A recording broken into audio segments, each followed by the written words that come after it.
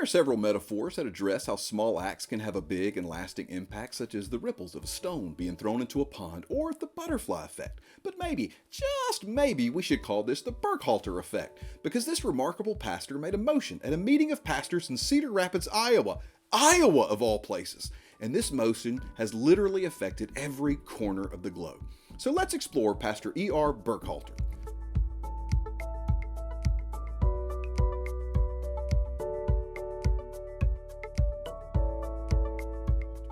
Welcome, explorers, and today we're going to briefly examine the life and ministry of Edward Reed Burkhalter, who lived from 1844 until 1923, and in his life he accomplished some truly remarkable things. He was born in New York City, and his scholarly ability was displayed very early. He graduated from Princeton in 1862, and after his graduation, Burkhalter traveled to Germany to continue his education. He continued his studies at the University of Berlin and the University of Heidelberg, ultimately earning a PhD and the title of Dr. Burkhalter.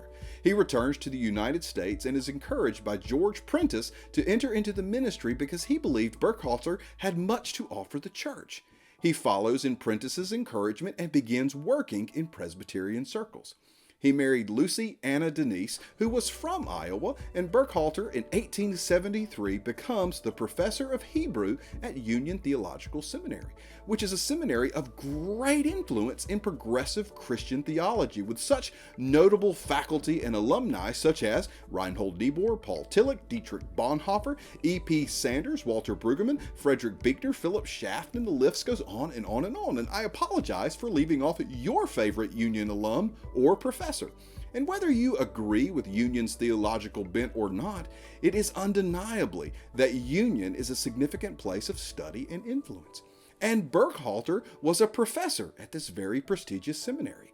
And similar to Henry Nouwen, who we discussed in an earlier video, link in the description, he makes a remarkable job change. Burkhalter leaves the heights of the ivory tower to become the pastor of First Presbyterian Church in Cedar Rapids, Iowa in 1876.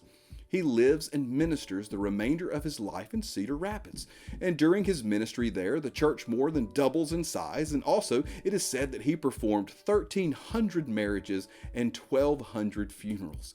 He oversaw the planting of new churches such as Sinclair Memorial Church, Huss Memorial, and Central Park Presbyterian. He was so well known and influential that the local Cedar Rapids newspaper, the Gazette, dubbed him the Bishop of Cedar Rapids. And also, Burkhalter's predecessor at First Presbyterian, the Reverend James Knox, helped to lead efforts to build a liberal arts college in Cedar Rapids. Burkhalter followed in Knox's footsteps not only at First Presbyterian, but in helping the college as well.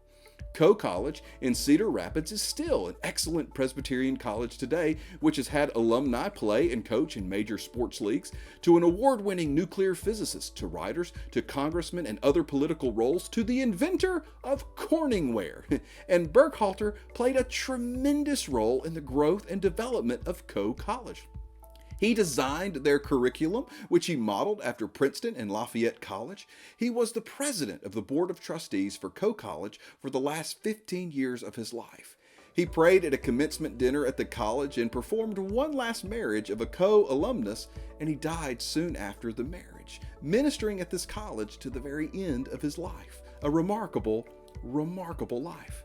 Ivy League and top German universities educated, professor at Union Seminary, pastor of First Presbyterian Church Cedar Rapids, which he more than doubled his congregation, helped to found 3 other churches, helped to grow and develop a leading Presbyterian college in the American Midwest, and performed 1,300 weddings and 1,200 funerals. He was so impactful in Cedar Rapids that the local paper called him the Bishop of Cedar Rapids. But possibly his most widespread and lasting impact occurred with a motion he put forward at a simple local ministerial union meeting. The year was 1908. A young and small parachurch organization came to Cedar Rapids, Iowa to hold a meeting. This 9-year-old organization was attempting to address a problem for traveling businessmen.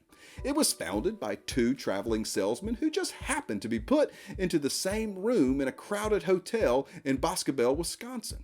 They got to talking and realized they experienced the same problem when traveling, and they imagined other travelers experienced this problem as well. They wanted to solve this issue, so they began to brainstorm together. They talked that night in Wisconsin, and they agreed, and they met later to continue to talk and plan to address this issue. Ultimately, they came up with an idea to tackle this problem, so they started an organization in 1899 to do just that. 9 years later, and back to this meeting in Cedar Rapids, Iowa, they hold an organizational meeting, and afterwards, two of the organization's members, Frank Garlick and A.B.T. Moore, stay in Cedar Rapids and attend a local ministerial union meeting. A ministerial union would be a collection of local pastors of local churches that had discussed, you guessed it, local matters. Burkhalter was at this ministerial union meeting, and during this meeting, Garlick and Moore asked if Garlick could speak a bit about their organization to the ministerial union. And they get the go-ahead, and Frank Garlick speaks of the need, the problem, and how their organization wants to address this problem. And after Garlick finishes speaking, Burkhalter stood and he made a motion that if Garlick and Moore's organization will place the Bibles, the ministerial union will buy the Bibles. And the motion passed. And Garlick and Moore were a part of Gideon's International, a group of professionals that in the beginning were committed to place Bibles in hotel rooms so that traveling businessmen and women and other travelers could have access to a Bible during their journeys. I am sure you have seen a Gideon Bible or two, and the Gideons have greatly expanded over the decades and now place Bibles in hotels and hospitals, prisons and jails to students and to military personnel, and they will just have community Bible blitzes where they pass them out to whoever wants one. They have distributed over 2 billion Bibles in over 200 countries in over a dozen languages.